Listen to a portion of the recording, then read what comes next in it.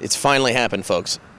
I've, in 2007, have sat through some very bad attempts at romantic comedies, at couple cute date movies, you know. Catch and Release with Jennifer Garner should be locked away so no one ever has to endure it. Because I Said So with Mandy Moore and Diane Keaton, who has managed to knock herself, she's like the President Bush of actresses. You know, he had all this popularity in 2001. And, wah!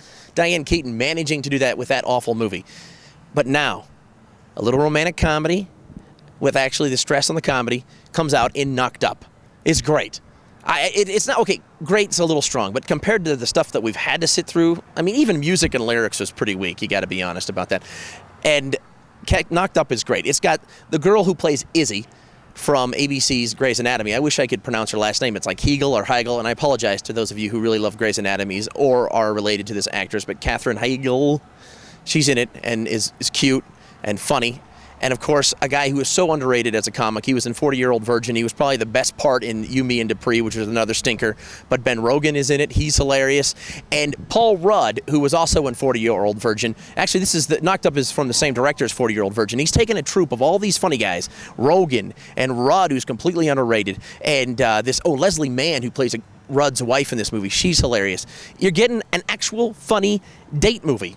Which previously, when I was talking about Lucky You, the advantage of a bad date movie is that, well, what else are you going to do but make out if the movie is bad? This movie, there's not going to be any time to make out. As a matter of fact, you're not going to want to have sex at all because it offers a very, very graphic picture of baby birthing.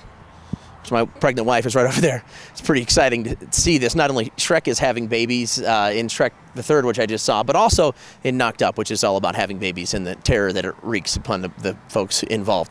But Knocked Up, you got to see it. It does go a little long. There's some weak spots, and I don't know what it is with today's movies. Why are they going so long? It's like they have to over-explain a very simple story. I think it has something to do with the morons who are text messaging and they only see little bits at a time, you know? I think that's what it is. Well, guess what? OMG, you need to be stabbed, okay? Stop text messaging. Pay attention to the plot.